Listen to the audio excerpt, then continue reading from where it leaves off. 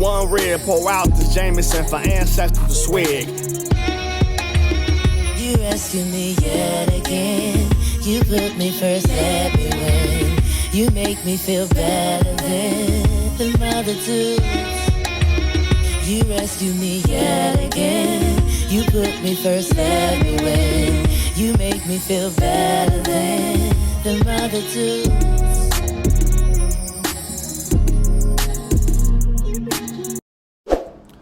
Thank you for tuning to the Black Fathers Initiative of Cleveland YouTube page. Really appreciate the love. Make sure you guys like, subscribe.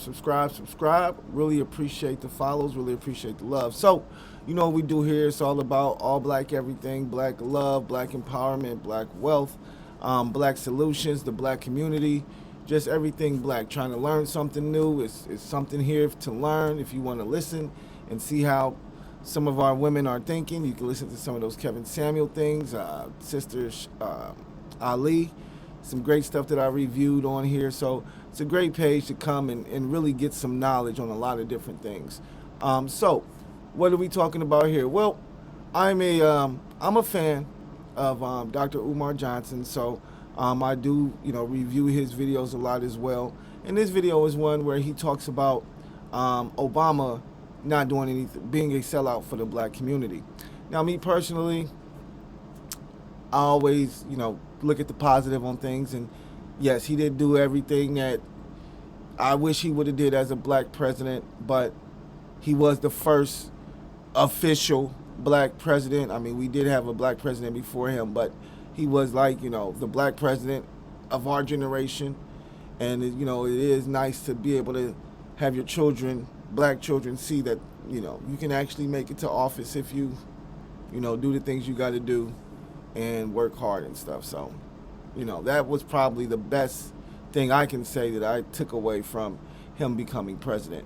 But let's see what Umar has to say, because one reason I do like watching Umar is because he usually follows up what he says with facts and, and not just facts, but places you can find these facts. So let's check him out. So with Barack Obama was put in office for two reasons. One was domestic, one was international. Every president of America is given a domestic mandate and an international mandate. Barack Obama's international mandate was to make Africa and its resources safe again for Western exploitation, in particular through the AFRICOM program of putting United States military bases within African soil, geographically located close to places with high levels of mineral reserve. So what's going on in Ghana right now? An agreement between the Ghanaian government and the United States to put a military base in Ghana. This is all strategic to make sure that if Africa ever decides to rise up and push back against European imperialism, aka white supremacy, they will not be in a military position to be able to do that. So Obama succeeded. And the reason he succeeded in Africa is because Africa, just like black America, just like black Europe, thought the presidency of Barack Obama was a blessing, because we don't understand white supremacy and we don't understand politics. It doesn't matter whose face is on the cover. It doesn't matter whose face is out front. The only thing that matters is the color of the hand that makes the decisions. Barack Obama was a flunky. He was a functionary. He was a stool pigeon, and he was a puppet. And yes, he was a coon. Barack Obama did absolutely nothing to benefit Africa. I wouldn't say he was all that, but hey, everybody has their own opinion. He did absolutely nothing to benefit African people. Now, domestically, Barack Obama's job was to distract black people in America long enough for the government to take everything that our ancestors fought for, roll it up into one big ball: civil rights, voting rights, affirmative action, equality, you name it, and roll it on over to the feminist movement, roll it on over to the LBGT movement, and roll it on over to the multicultural movement. So today in America, whenever you hear civil rights discussed, black people are not in the conversation. It's gays, it's feminism, or it's multiculturalism. They use Barack Obama to take everything black people fought for and give it to people who have never fought for black people. What do you know about the situation of black people in France? I'm somewhat familiar, because I tend to study the international situation. Not thoroughly familiar, but I will say this. In all my travels, wherever I go, there's four things constant. I don't care if I'm in France, London. I don't care if I'm in South Africa, Nigeria. I don't care if I'm in Holland, Austria, Jamaica, Turks and Caicos, Canada, LA, Houston. On the planet, there's 4 constants for African people. Number 1, we're worshiping a white Jesus. I don't care where you go. Black people in love with a white Christ. That's number 1. Number 2, you have mass incarceration of black males at a rate 4 or 5 times their percentage of the population in that particular state. Number 3, you have miseducation of black children. You have the over-identification of black children in classifications of mental retardation, ADHD, learning disabled. You have record numbers of single black mothers raising our children on their own, okay? And then on top of that, you also have a black economy, which is totally dominated by people who do not look like us. I don't care where you go on the planet, black people are not in control of their economy. Your rice, your bread, your milk, your sneakers, your hats, your clothing, your transportation, your electronics, everything you buy is being sold to you by somebody who don't look like you, but more importantly, don't care about you. What would be the solutions? Because, you know, this is a statement, but now what could be the solutions? Solutions are simple. And the solution hasn't changed since Marcus Garvey articulated it over 100 years ago. And the solution is independence in all areas of human endeavor.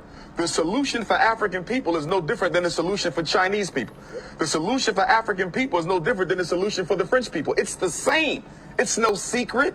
It's not hidden under a rock. We have to do what everyone else has done, and as build ourselves up independently, economically, educationally, spiritually, socially, politically. We must become a power base, which we are not, as we are today, with all of our doctors, with all of our college-educated folks, with all of our black capitalistic business owners who are only looking to get rich themselves but do nothing to raise the general economic condition of black people. We are still a race of dependents.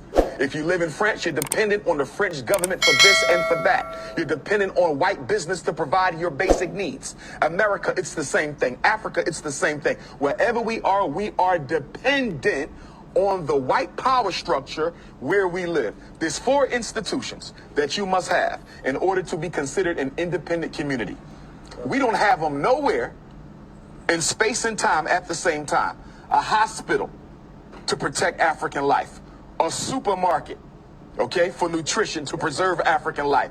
Education to prepare the next generation of African children for the role that they must play in the freedom struggle. And number 4, a bank to finance the building of infrastructure and institutions and organizations and programs where we live. You cannot find those 4 things totally owned by African people anywhere on the face of the earth, but we will call ourselves free.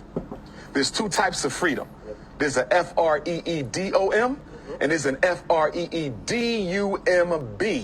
White people have the freedom. We have the freedom because we're too politically uneducated to recognize that it doesn't matter if you can drive a Mercedes. It doesn't matter if you can live in a white suburb. It doesn't matter if your black child can go to a white school. At the end of the day, what do you control? What do you own? What do you produce? What do you distribute?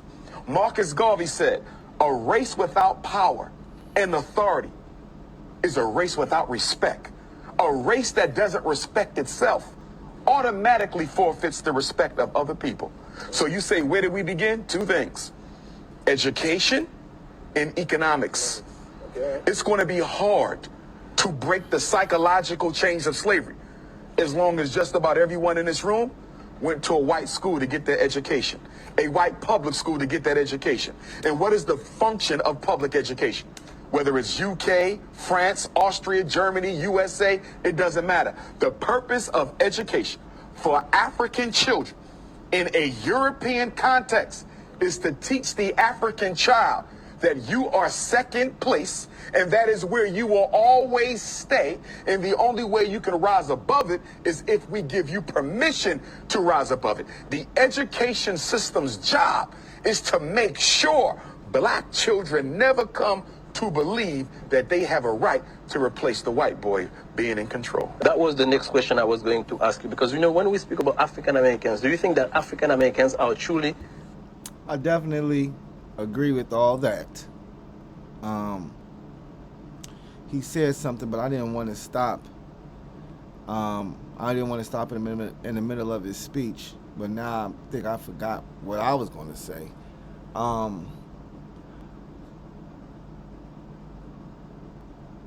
I haven't been able to travel out the country probably as much as he has to see the different things, but everything that he's saying is true.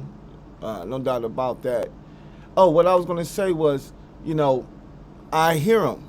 I really do understand and hear what he's saying about our building our own infrastructure and having our own communities where we're all self-sufficient on each other.